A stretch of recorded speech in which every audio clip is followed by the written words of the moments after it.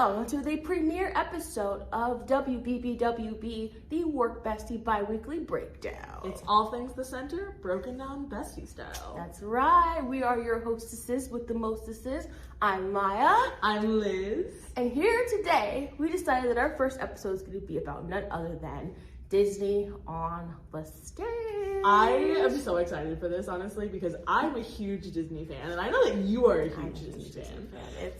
It is. She even walked in with a Stitch bag today. I did. It's right over there. It's right over there. All right, so I want to talk about the main good parts of Disney. It's like the Disney Renaissance. Okay, so we're talking 1989 to 1999, which is considered the first Disney Renaissance, and it starts with what, like Little Mermaid? The Little Mermaid. That was the movie. I believe they say was like what brought Disney out of like near Disney animation, specifically near out of like bankruptcy or something. Like I don't think they were close to bankruptcy, but they were definitely like putting out movies, and it just was not getting the like box office like hit that they were trying to get. And then Little Mermaid came around, and it was like started this whole train of like a 10-year span of Disney Renaissance movies.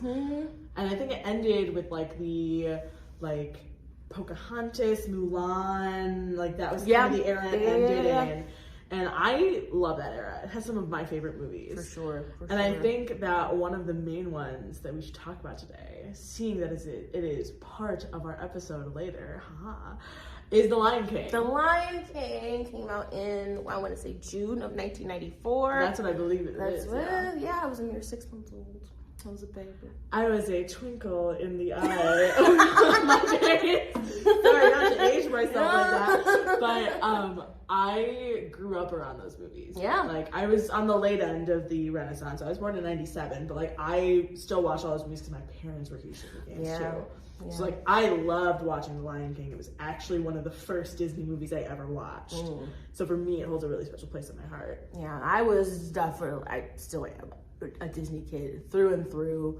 My mom got me all the sing-along VHS tapes. Yes! For those of you youngins out there, a VHS tape, it's this giant black block that has this thing called film in it, and that's he would put the movie on the strip of film. I know, I'm blowing your minds. It's right crazy. Now. But yeah, and then you would push the black box into this bigger black box, and you would hit a play button. Yes, button.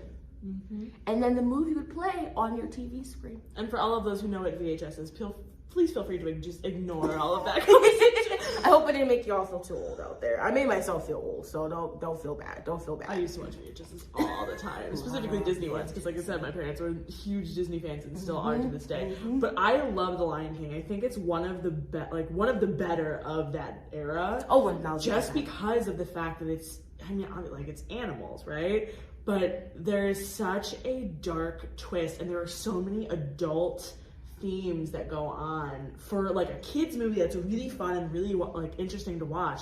There are so many adult themes, and like the darkness of it all really plays into it, and I love that. Yeah, it was very, very like, it was so cinematic. Yes, it really was like a really cinematic experience, and it was something that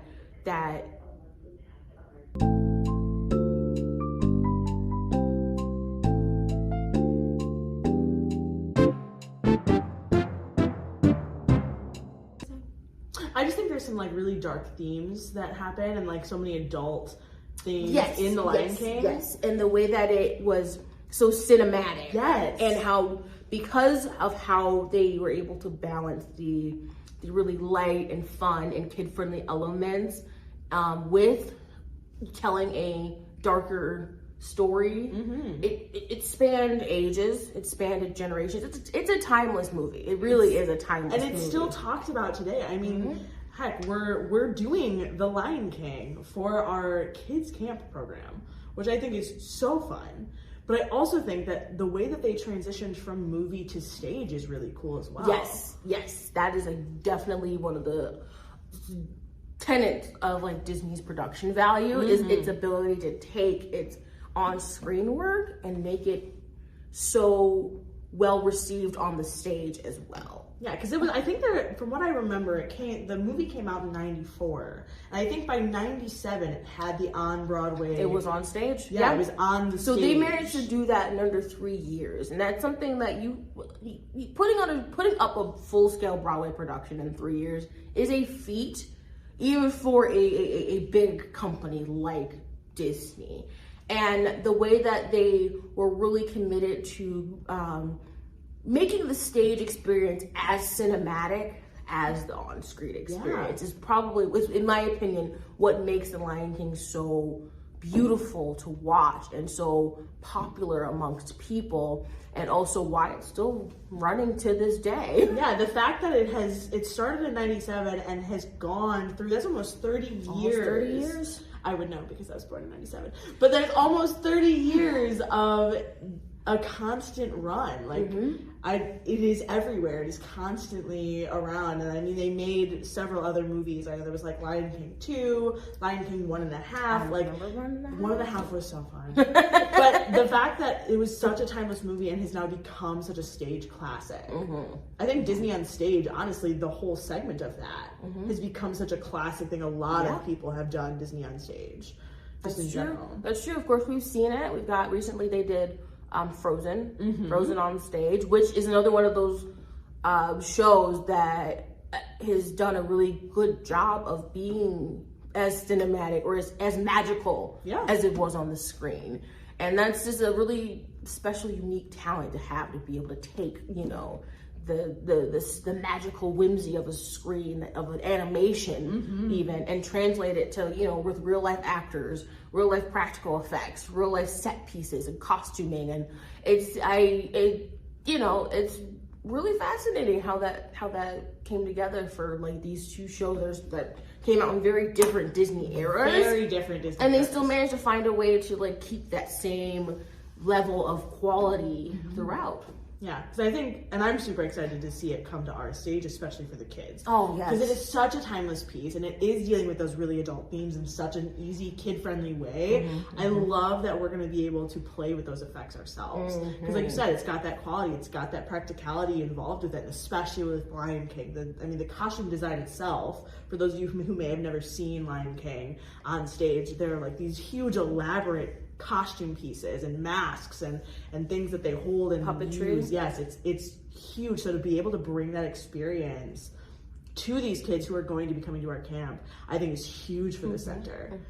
It's another step in the way of bringing art to all generations. That's right. I agree. I mean, that really is the point of the camp, is to really be the catalyst for young performers who are just trying to find their way and find something that really speaks to them, not just creatively, but just purposefully in life. And so you really see these kids find who they are over this process of putting on shows like this. And then of course, it's something that they're in a lot of ways very familiar with, because it's The Lion King and everyone knows The Lion King. Everyone and it's knows really something special to be able to kind of put yourself into something that you yourself have just watched from like an audience perspective, so to speak, or consumed it on the back end of it. And so then now you get to see what it's like to be a part of it from the beginning of it, from the script words on the page to the actual curtain opening. Camp is really interesting the way it's placed. Like it is transitional. Yeah, it really is for us. It kind of brings us out of the previous season, and we're really talking about, you know, the center's 30th anniversary legacy and putting out a legendary production like The Lion King.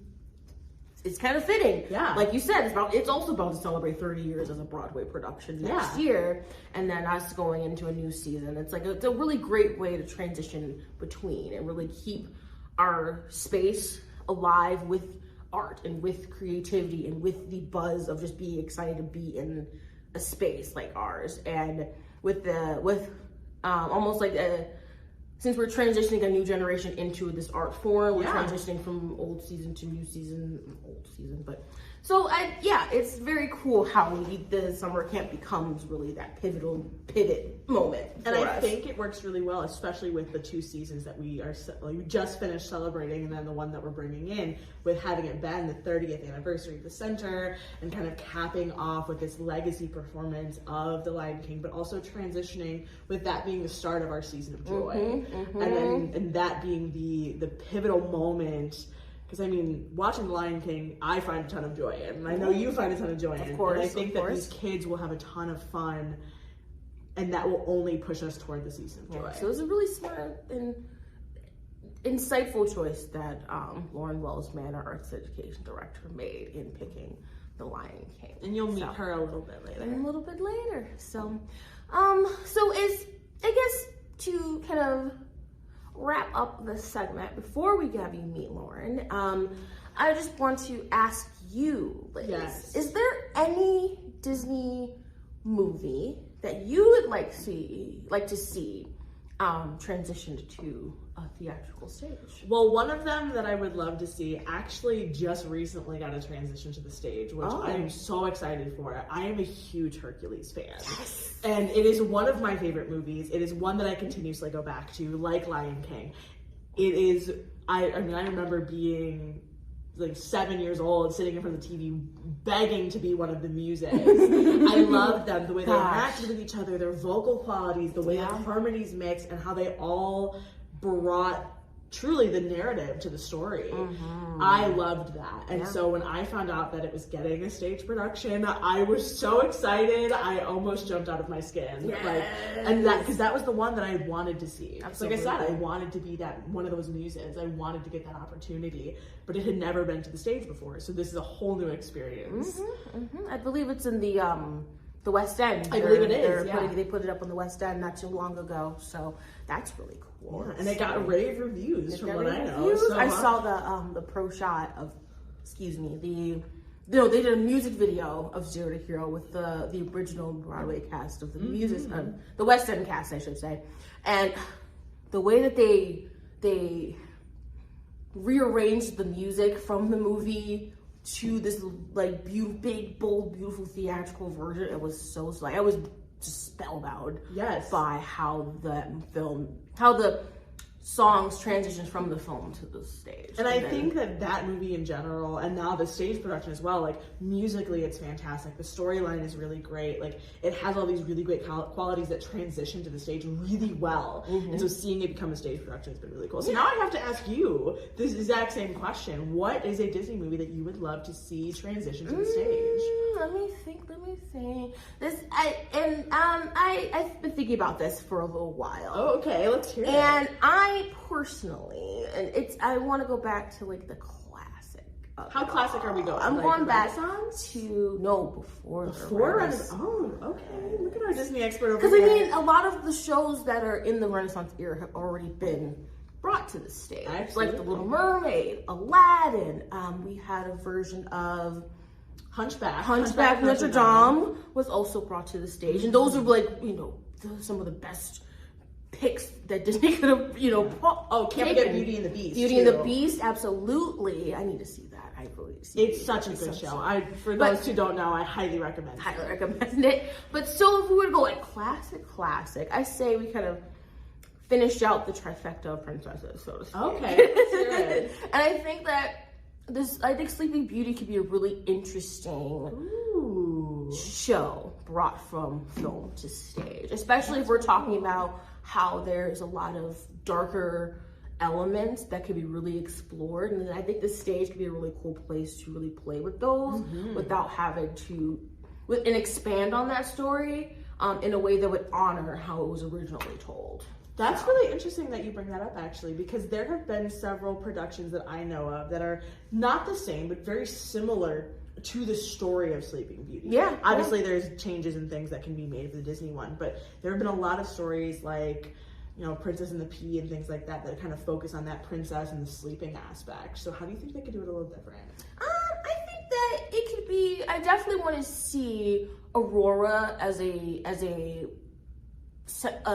heroine of the story, kind of really given a more fleshed out moment. I think the stage is a really fun place for that could go. I mean, she's got, it's something very, like I said, that whimsy.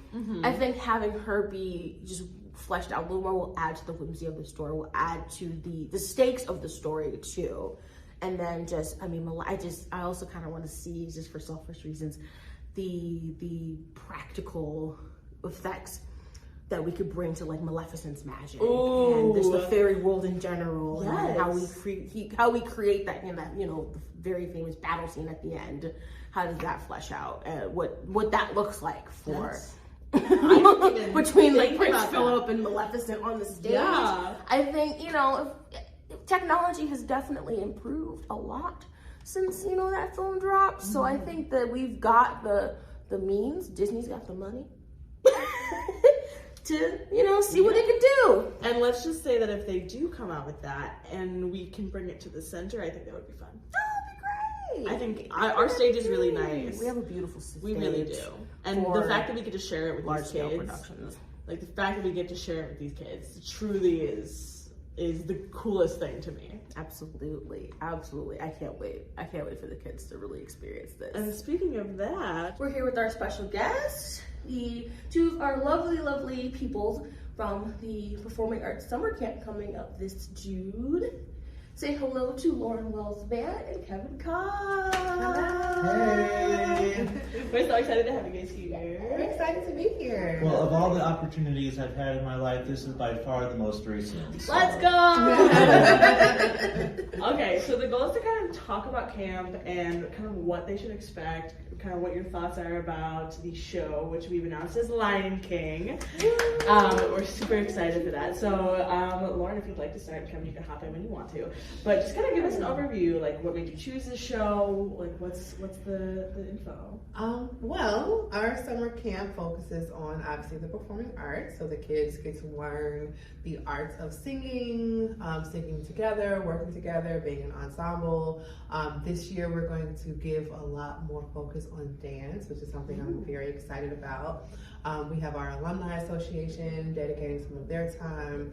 Autumn Price is going to come in. That's our box office manager and also a TAPS graduate, an awesome dancer. She's choreographing things. We also have the amazing Liz is going to step in and do some production management things. Maya's going to be our dramaturg. So it really is a family affair. I mean, for me, The Lion King is it's just such a great show. Last year was one of the first times that we stepped into this buying the full rights for something as opposed to doing device work, which is totally fine. But for me, I just want to give the kids that full experience of doing licensed work, buying the rights, getting the full script, the full score, being able to use all of the likeness of the different productions. So to me, it's just a more enriching experience. So they can expect to have fun because it still is the summer. We do play a lot of games with them in the morning, so they get to do that. But they are pretty much focused on getting that show up. So yeah, I mean, there's also a lot more, I guess, arts and crafts are involved in this show as well. So that I really want to uplift kids that have that itching to learn more about what happens behind the stage. I'm really very much into empowering kids on all of the fronts. So in front, behind the stage, all of those things. I'm about to say anything. It's just when Lauren told us teaching artists what the show was, I immediately was like, yes, let's do this. I am so for this. And Lion King was actually one of the it was either one of the first or the first professional shows that I ever saw. And like there's just so much incredible material like in this show, and recently I've been going back and listening to music, watching the original animated movie, watching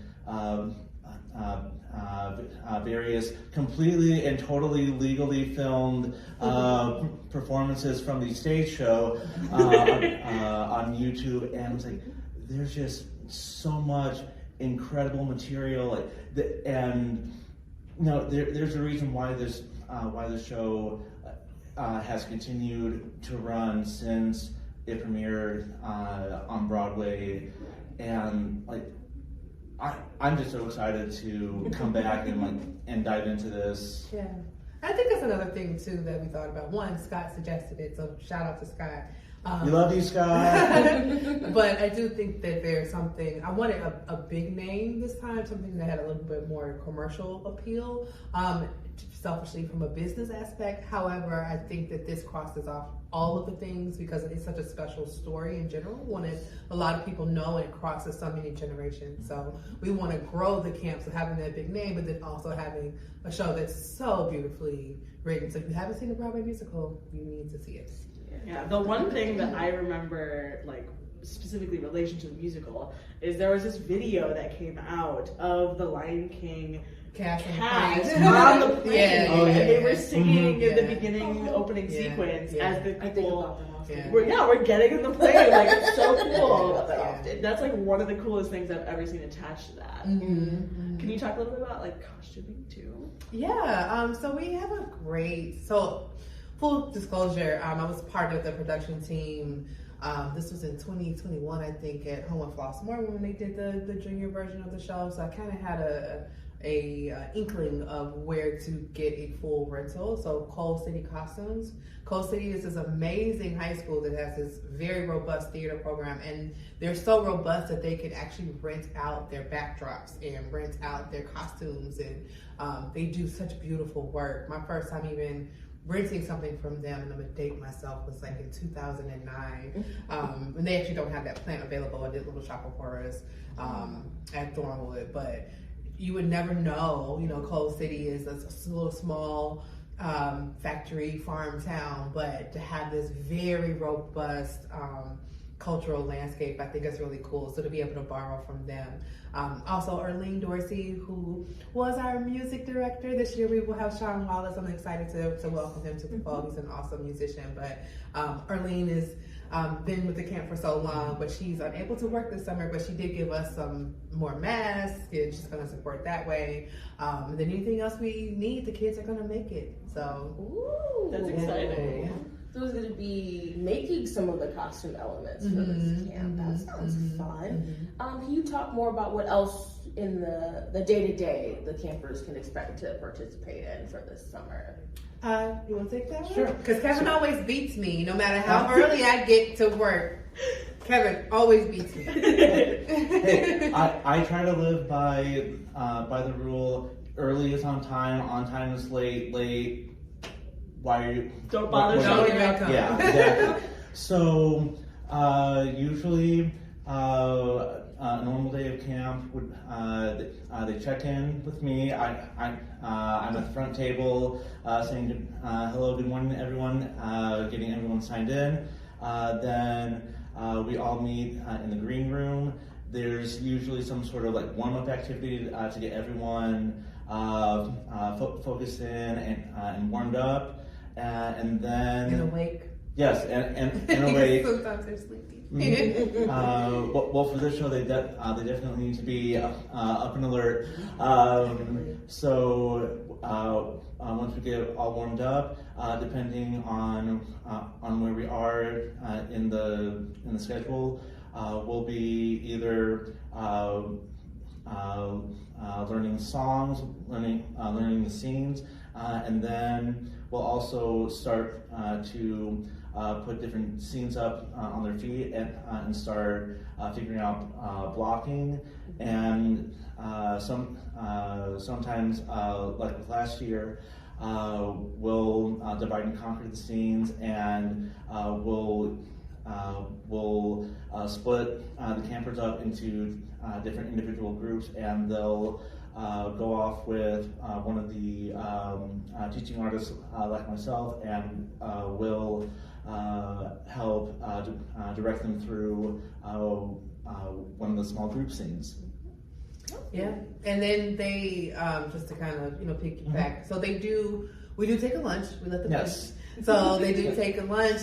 Do we give them outdoors time, especially if weather permits, because it's still camp, so we still want them to have a summer camp experience, even though the focus is on getting the show up. But we don't really have kids complain about working on the show. Any kid that comes to camp, they're here to perform. That's their passion. But it really is divide and conquer. So if you pop by camp and if you walk around the center, there is something happening everywhere. There are kids working everywhere, dancing, singing, doing something.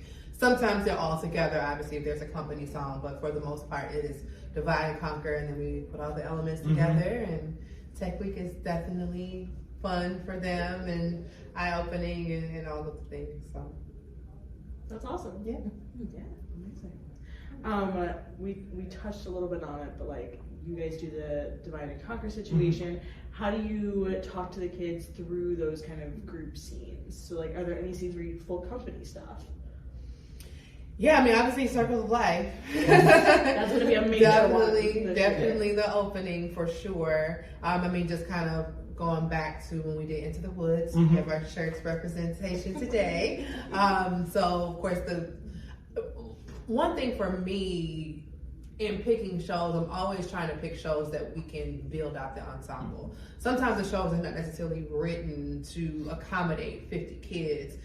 So how can you utilize as many kids as possible? And that's another reason why I'm more excited about Lion King, because I think there's more opportunities for the kids to be seen, to be in multiple different scenes, to build out the world of the Lion King. And I'm getting away from your original question. That's okay. I like where this is going, though. But yeah, we really try to make sure that they, you asked about big company numbers. So the first thing they have to do is learn the song. Like, we can block it, but if they don't know the music, it's like, and we try to take that safety net from them early. Oh, okay. The cool thing is that we do provide everything up front. So that's another plus for me in purchasing the rights, because MTI, who's been wonderful for us, they give us everything. And so I'm able to put all the tracks in a folder for the parents to be able to access so their kids can practice at home. We give them homework, so to speak, or we have a band app, so they're constantly in the know. We're filming fun stuff for them to see, but then a lot of times, like, here's the choreography that we did today, because it is pretty fast and furious,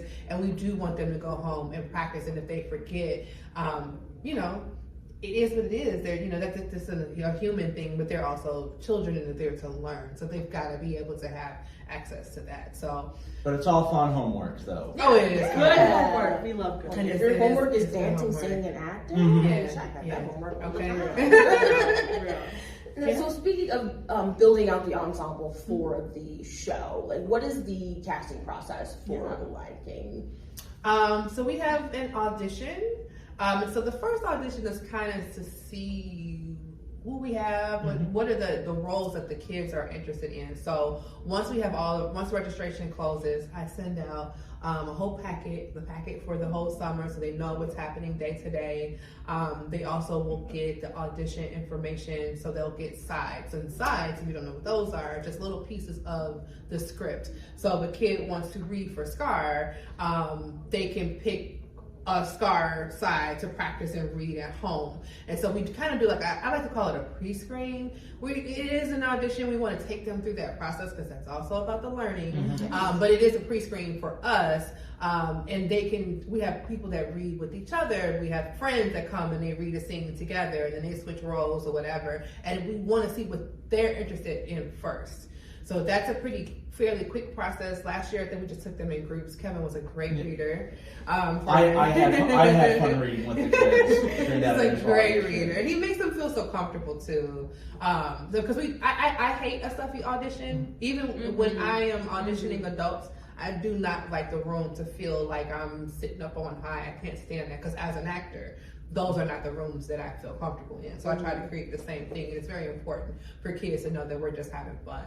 And then the first week of camp, we do callbacks. So last year, I think we did a day. This year, we're going to have to do more than one day, just because, one, we don't have to hit a storytelling workshop, because it went really well with Into the Woods. We don't have that this year, so we have more time in that first week. But also being able to do a dance call, because as I'm talking through all of this, Then we can do a dance call after that, because if we know we have stronger dancers, that will dictate where they get placed. So all of that happens in the first week. By the time we get to Wednesday or Thursday, we do post the cast, so the kids know who they're playing and what roles they have, and they go home the first week and they've got everything. Here's your pages, here's highlight your script. We talk them through all of that. Because for the littles, some of them was holding script last year, was like, but that's also literacy. Theater teaches everything. Teaches everything. And this show especially, like what you were saying earlier,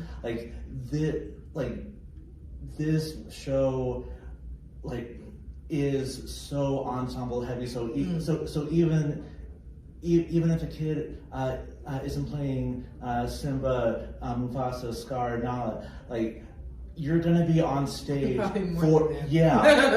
because the ensemble is so important to the show, and makes up so many of these amazing scenes and amazing songs. So yeah, this show definitely, there is no small part. Every single part in this show is so super important. So there's no small parts in this show. Just small actors. Just small actors, because they're children.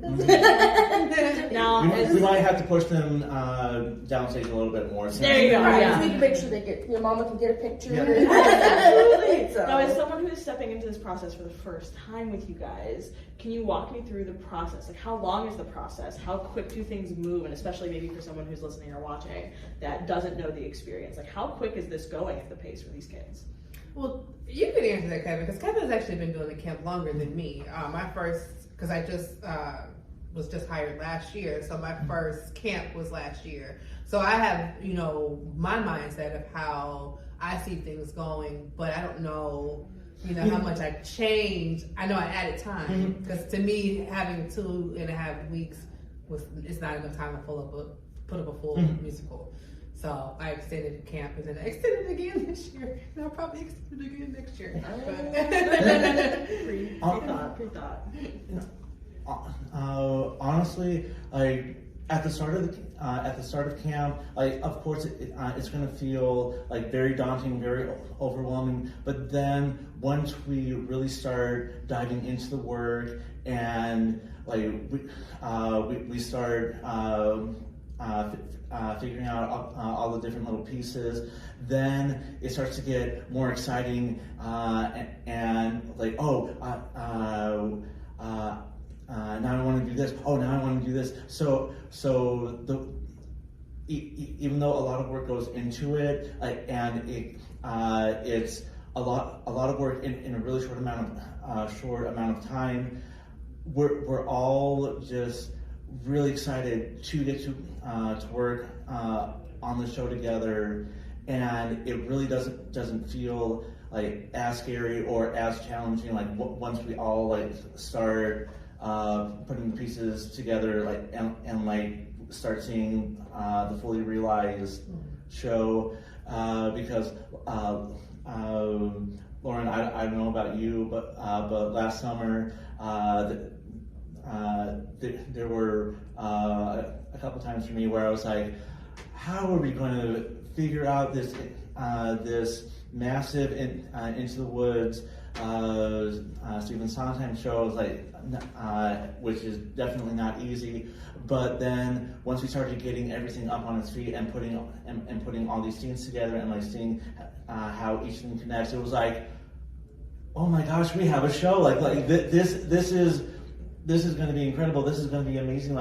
Yeah, I mean, and not to toot my own horn, but one thing about me is that I cannot rehearse without a rehearsal plan, because it helps me understand in my head, am I behind, where are we, have we crossed this off of the list? And Into the Woods specifically is very episodic. So it's boom, boom, this happens and that happens, these two characters, it's very, very parsed out, where Lion King is not as parsed out as that. The scenes are a little bit longer, so you have the same characters for a longer amount of time, if that makes sense. Versus Into the Woods, when I was breaking it down, I couldn't even say scene 1 we're going to practice from this time to that time. Like it was like this page to that page because it deals with these specific kids and trying to move them all around like dominoes. So that's literally what we do. The other thing too is when I'm putting together the schedule with a professional company, you can sit and learn music for a week before you ever are on your feet. You can't do that with little kids.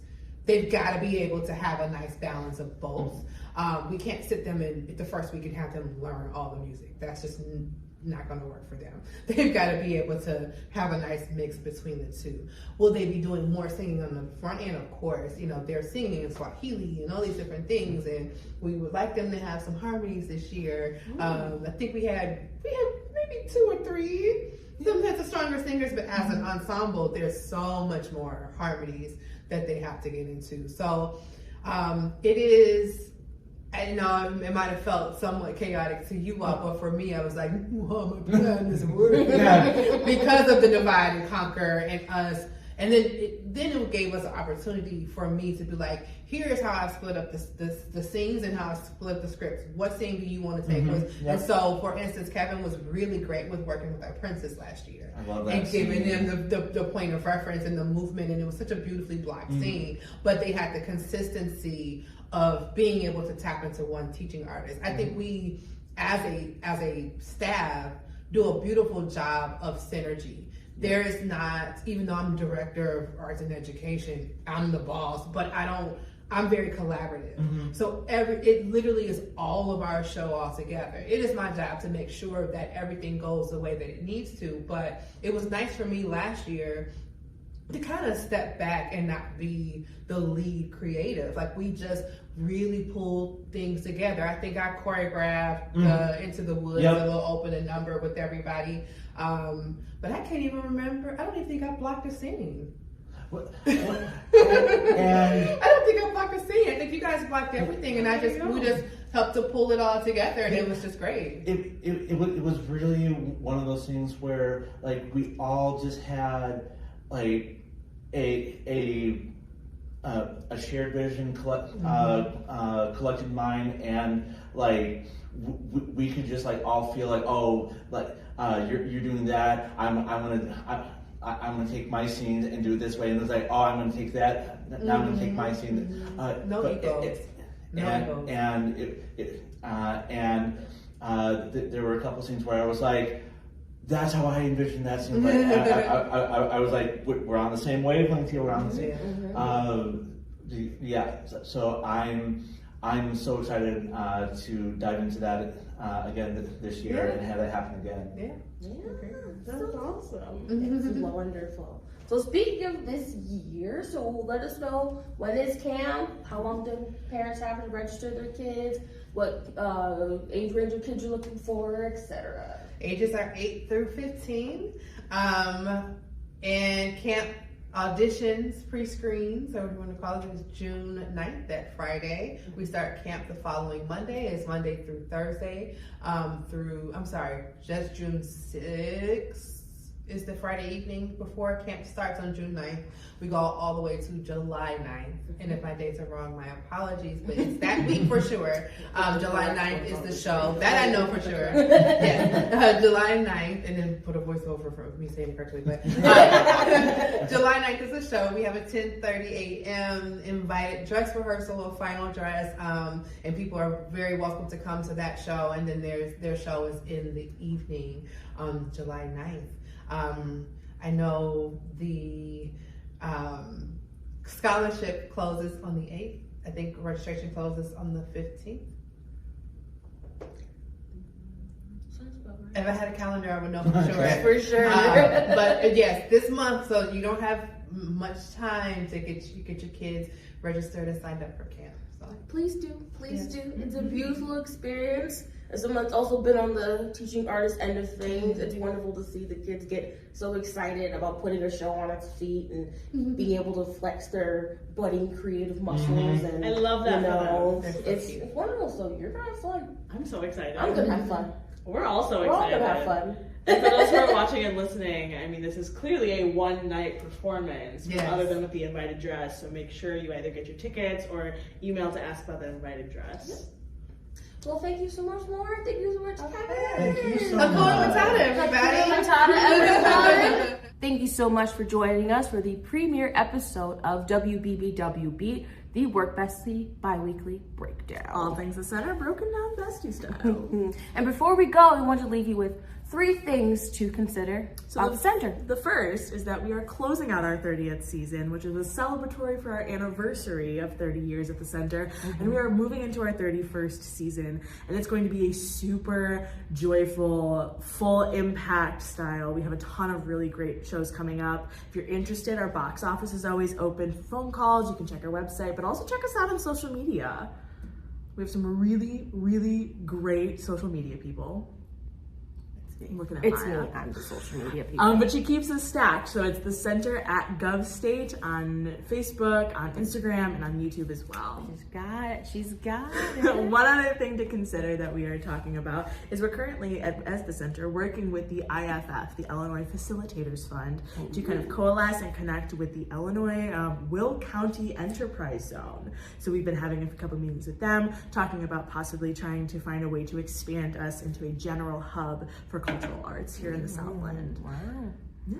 And one other thing that we love to plug is we love our volunteers so much. We have a huge group of volunteer ushers that come in. So if you're ever looking to volunteer here at the center, or even make something a little bit bigger, like a donation of monetary value, of your time, things like that, we are always open to connecting with you. You can reach out to Lauren Healy. She is our cultural development officer. She can tell you all the ways in which you can help support the center. She's a fantastic human being. Our whole team is really great. Yeah, absolutely.